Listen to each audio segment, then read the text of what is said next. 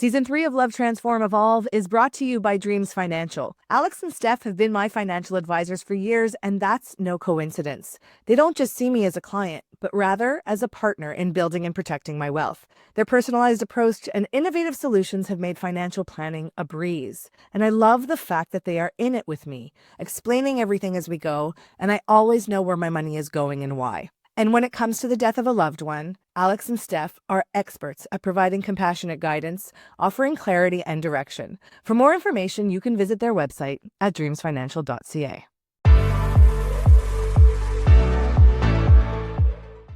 There are times in our lives where you can almost put like a marker in the sand of a before and an after.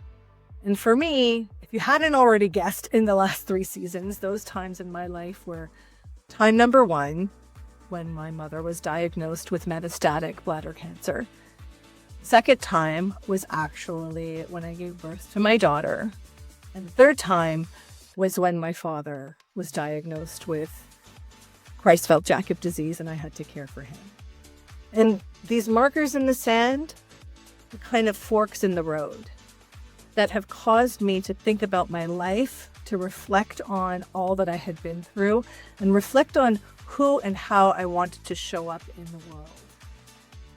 We as human beings, our purpose is to evolve, to become better, to change. And yes, oftentimes we are forced to do so when our lives are shaken up, but we are given the greatest opportunities in those moments that shake us. I have evolved so much in the last 10 years. It's literally, as this episode is being released, 10 years since we got that call from my mom, for my mom, that she had her terminal diagnosis.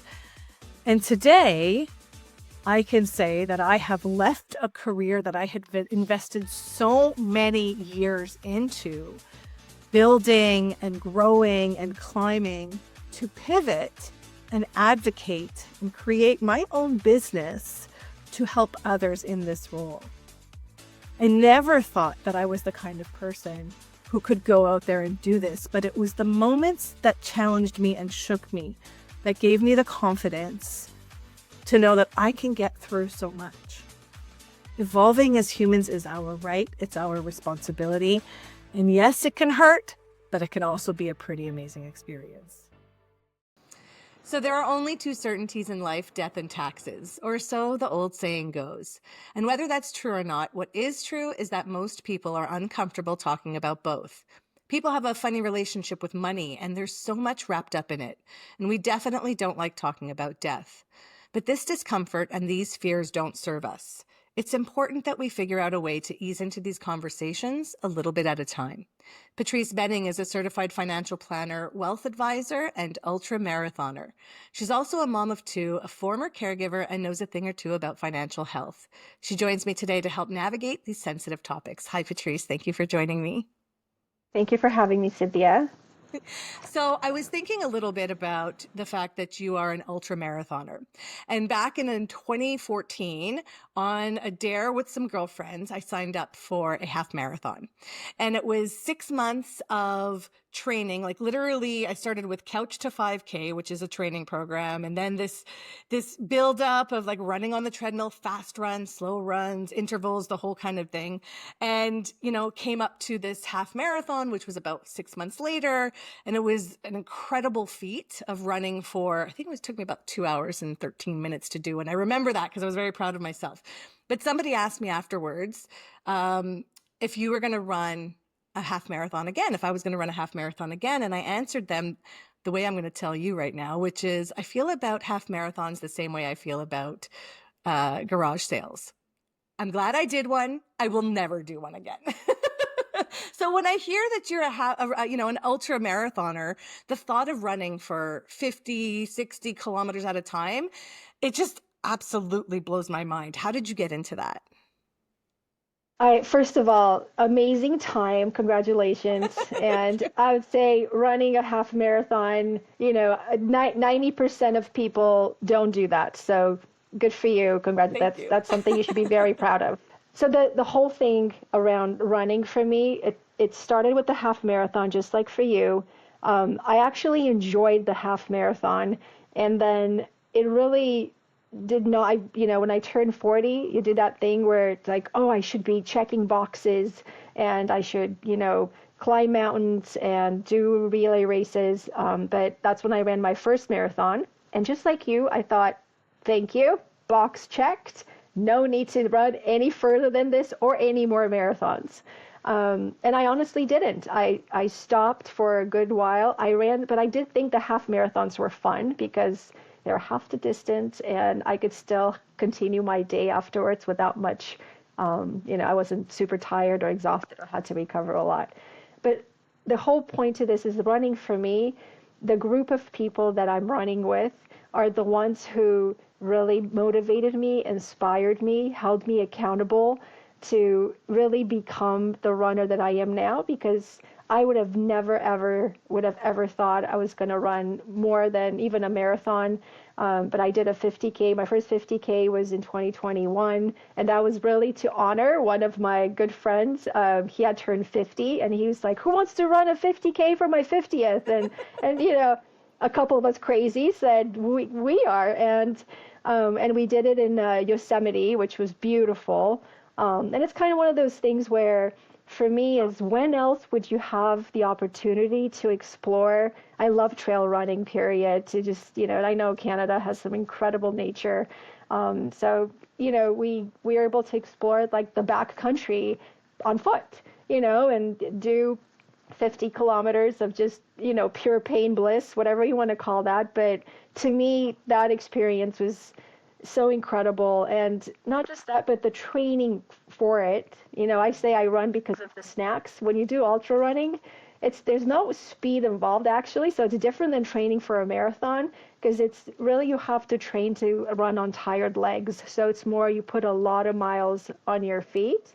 And it really, you have to have lots of good snacks to go along the way. So that's my favorite part about ultra running, really. So talk to me a little bit about that. I mean, it sounds to me like my experience. You get into it when somebody says, let's go for a run, let's do some training, and you challenge yourself once or twice, but then to really accept and adopt this as a regular practice, and something that is a consistent exercise where you're challenging yourself. What were the pillars to your success in being able to transition from this being a one-time thing to an ongoing personal growth challenge that you gave yourself? I I really credit my village with this, knowing that I'm accountable, to wake up, set your alarm at, 4:45 a.m. so that you can be on the trails by 5:30 in the morning. But you're not alone. Shared pain is better pain. I always say this. And I think that power of connection, and you really develop a special bond, and it's kept me sane. And it's made me appreciate, long distance running in a way that I never thought I ever would. And that's kind of what is just, it's something that I carry with me. And I think it's made me even a better professional. It's made me a better wife. There's something about endurance running that tests you. Especially with trails, you literally, you fall down, you scrape your knees, you roll ankles. There's setbacks, you get injured, you get sick. And it's frustrating at times, but then you get back up, you allow your body to heal, and then we move forward, and you do get stronger. One of the things that you're talking about with the people in your group and doing this, this ultra marathon running, is that your brain will come in. It's a very much of a mental game where your brain will come in and tell you, you can't do these things, you can't. And there's really a power in having a network around you of people who can help show you what your brain is maybe Yes, telling you is not true, right? And our brain likes to play so tricks true. on us, right? And that's Hmm. different challenges that we come to. And I would imagine, that, or not imagine, I know from personal experience that, in a caregiving space where, we're facing daily challenges every single day, this kind of for oftentimes for people who are managing illness, people with illnesses over a long period of time, it's the long game as well. And we need our people, the importance of having the people around us in order to help us with the challenging times and the difficulties that we have. You mentioned that you were a caregiver to your mother-in-law. She did have ALS. What was that experience like for you, and who were the people in your area in that journey who helped you through those challenges? When my mother-in-law got sick, she and I, we had this incredible relationship, as being my second mom. And before there was, ALS, the onset is early on, and it's very hard to diagnose because the symptoms are very bizarre. And then you may experience like slowness, like your speech slows down, your ability to swallow maybe because as your muscles, the nerves that control the muscles die basically, and they atrophy in a certain regard. And then so she was having these weird, symptoms that were like she's slurring her speech a little bit, like when she was walking, her gait was a little slowed down, and we just attributed that to maybe aging, but we're like she feels good otherwise. So there was all these like maybe she had a stroke, like we didn't know. And then I was in the room with her when we brought her here to Los Angeles, and she was at the hospital for 3 days to just try to identify what was wrong with her, and they finally, the neurologist, delivered almost, the death sentence, because that's really what it is, because there's no cure for this. And my husband was like, "You're going to be in the room with her when the doctor's going to tell her what she has," and he had told me what it is, and I was like, I knew vaguely about ALS. I knew that it's a death sentence, but I didn't know what that looked like. And she had a friend who had died of ALS, so she knew exactly what that was going to look like. And I just remembered her face when she looked at me when the doctor said, we think about 18 months, and she just shook her head like in disbelief, and she was like, I don't want this. And I said, and I said, "Mom, don't worry." I said, "Well, we'll figure it out." I said, "Don't worry, we'll go through this." And I think from that point on, for me, it was not a matter of, do I want to do this? It's like I just go into drive mode, and people say, "Well, it was very nice that you were able to like be there for her," but it's not because I had to, but it's because I wanted to. I think caregiving comes from it's multifaceted. We know this. We're obviously a lot of times thrust into it, and we can choose to deal with it from a dutiful type of perspective, or from love, or from the fact that we have no other choice. So for me, it was just, I really wanted to figure out a way to create an experience for her that was, the best possible one given her situation. It's hard when I think, there's many things that I did not think about. I mean, my kids were young at the time. They were 8 and 10. And school activities, I had a long commute to work. There was a lot of things that had to be, as women, as we know, we juggle so many things. But it wasn't even about that. I feel like, I didn't even think about, like, we basically made a decision. I was like, she was going to come live with us. And for me, I said, I told my husband, I said, our boys, our boys loved her so much. And I said, they're going to create this experience for her. Like, they're so vibrant, and kids are very resilient. We told them basically that grandma had a incurable disease, and we let that sit, asked them if they knew what that meant. My oldest, said she's not going to get better. I said, no. Then they started crying.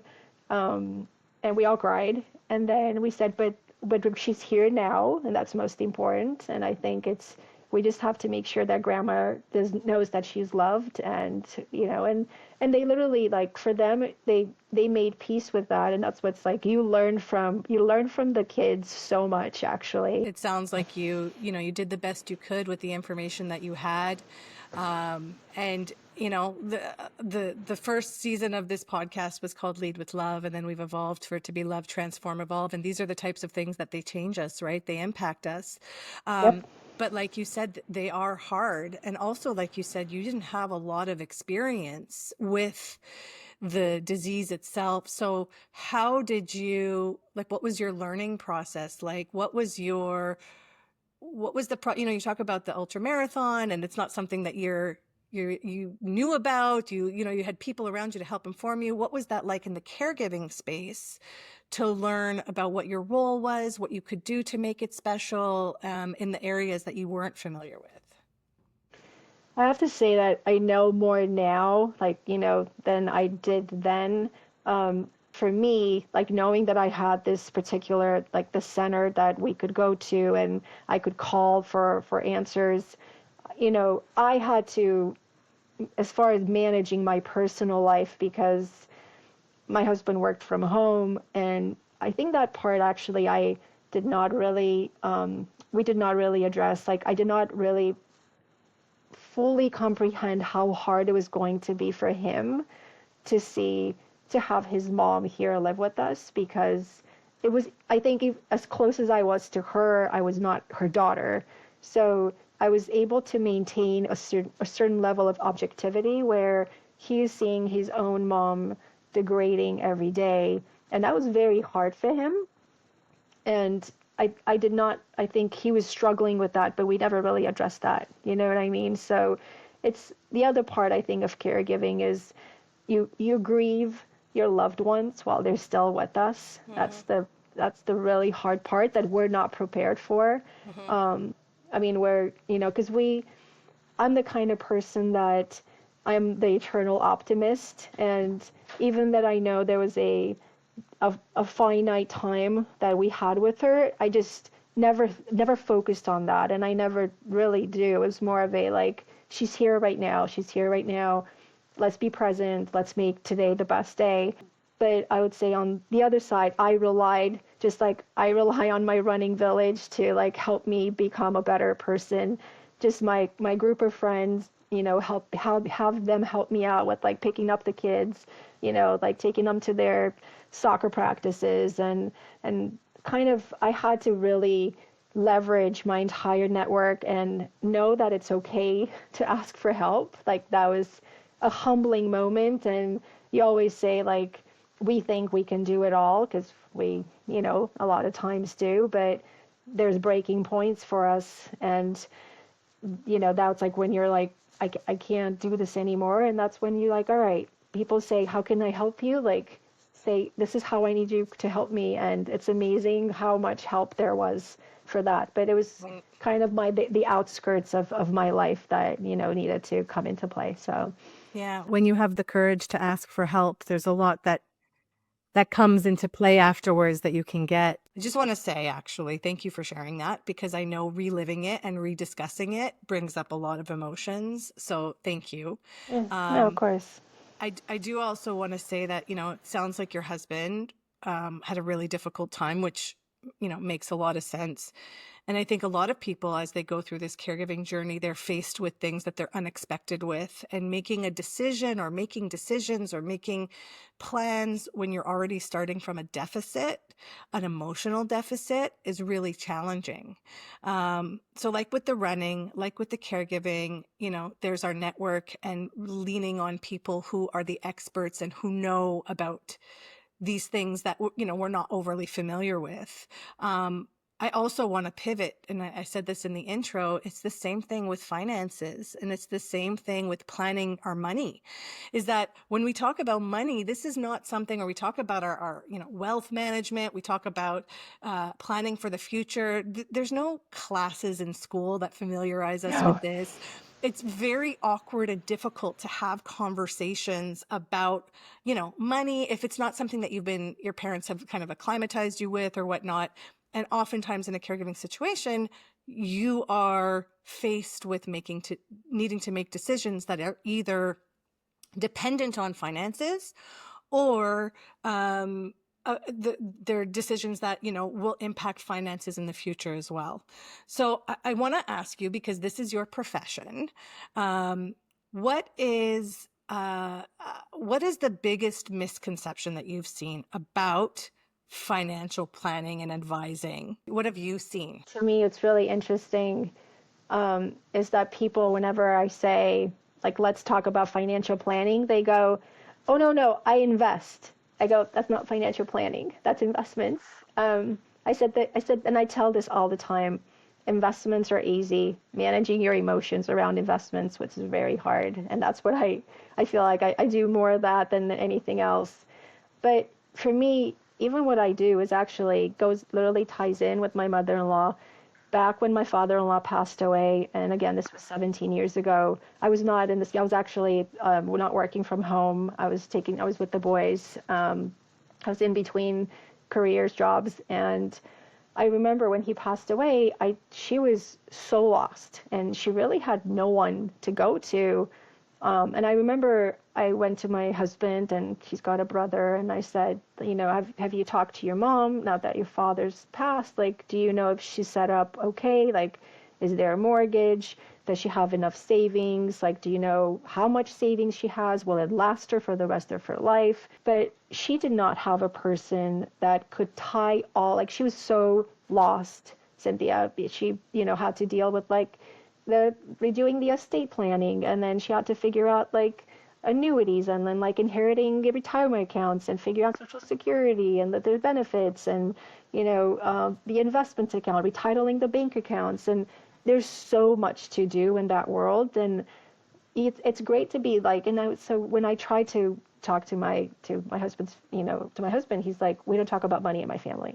I go, that's great. I'm like, let's just be ostriches. Let's just stick our head in the sand. I'm sure everything's going to be great. And unfortunately, that's still, I think, unfortunately, women, we tend to do that. And it's not because we don't want to, but it pains me that my industry to this day fails us, with the amount of information that's out there, the way that information is being presented. So I made a promise literally 17 years ago. I said, one day I will be in a position to be able to disrupt that narrative and change the course of how we women even approach, forget investments, financial planning, because that is so much more. I think it's an integrative look to how I think of myself as being a wealth advisor.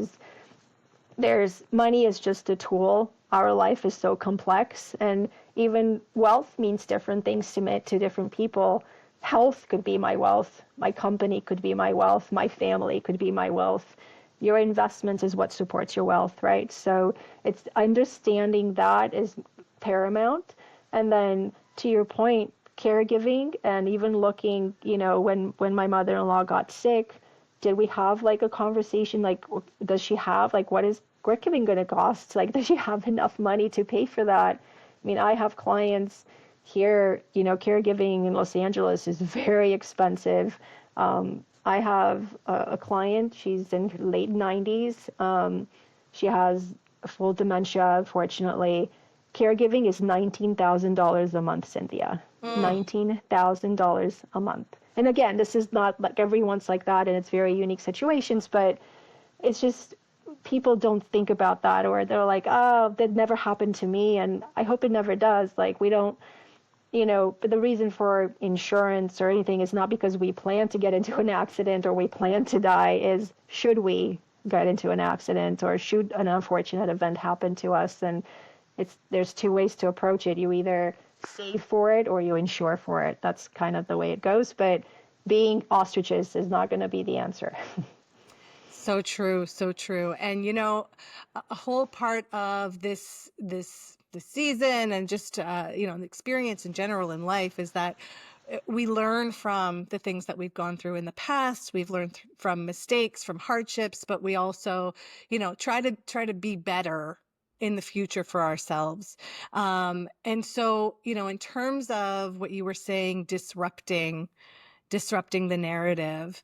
If someone were to come to you today who's not ever had any experience with financial planning, but is saying, you know what, I want to be better. I want to be better for myself, whether they're in their 30s, 40s, 50s, even 60s. How would you advise them to go about having these conversations with a financial advisor? Figuring out what money represents for you and how you want that money to work for you is number one, right? And then you can then bucket it as in, I want either to, if you're in the stage that you want to save for a major event, you're getting married or you're buying a house or you're having a baby, it's like identify what that is. And that's what's important to you as a value. And that's where you can work towards saving.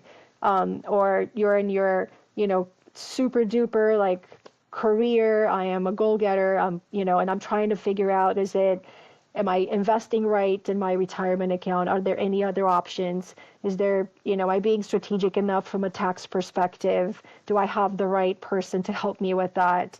Do I need extra insurance because, I may be a parent or I might be a business owner and I need to protect certain things? Am I buttoned up as far as something were to happen to me and there's, assets to be left to the next generation, or I'm charitably inclined? So I think it's everyone, I think in their stage of life has a completely different journey. I think even I've been in financial services my entire life, but I've only, been in the side of financial planning the last 6. And I thought I knew stuff, Cynthia. I knew like 1% of what I know now.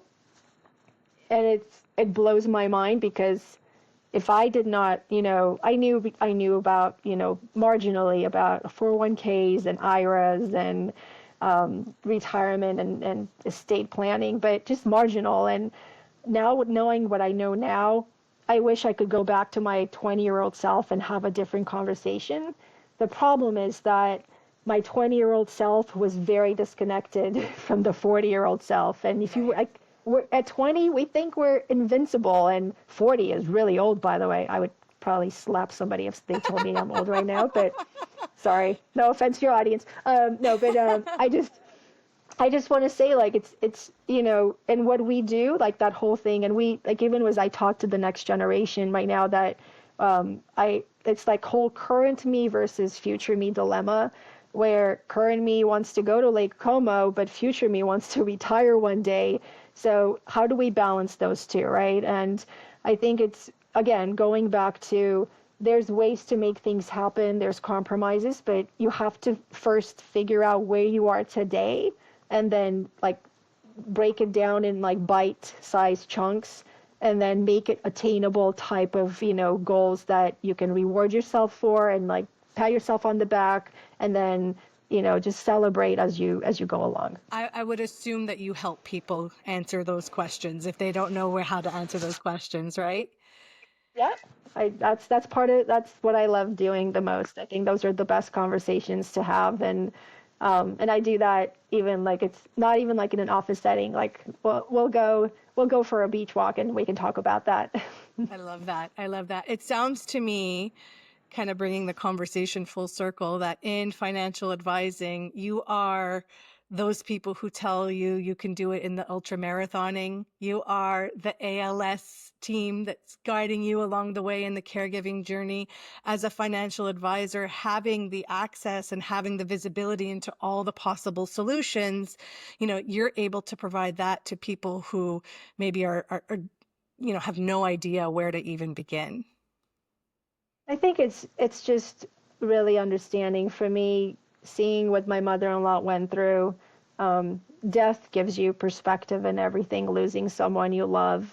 Even I would say here in California, this January was a really rough month. And I think people who have lost homes, which we think it's like, it is not we think, it is things that a home provides us stability. It's our safe space. Even if we've had a really hard day, we know we can come back to this. So I think whenever you go through that, it wakes you up to like, I know it's, cliche, but what's truly important in life. And I think it's sad that we need reminders like that in our lives for us to figuring out like what is important, what should we focus on. So I hope that like my goal is to guide people to kind of really come back to, more of the not just like chasing. It's great to have big goals and, you know, be aspirational in a lot of things, but it's also important to kind of just be here in the moment and, you know, experience wonder as I look at it, because if you look for wonder in life every day, it forces you to be present and kind of just creates a different kind of dynamic to your life.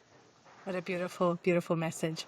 Patrice Benning is a certified financial planner and an ultra marathoner. Thank you so much for being here. Thank you so much for having me. If you like what you heard today, be sure to rate, follow, or subscribe wherever you get your podcasts. I'm Cynthia Iorio. Until next time.